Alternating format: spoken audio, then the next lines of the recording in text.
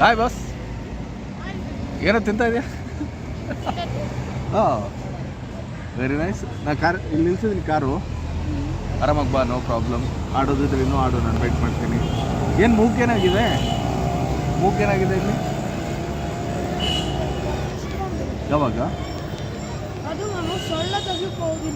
ಎಲ್ಲಿ? ಮನೆಯಲ್ಲ? ಸ್ಕೂಲಲ್ಲ ಮನೆಯಲ್ಲ? ಓಕೆ.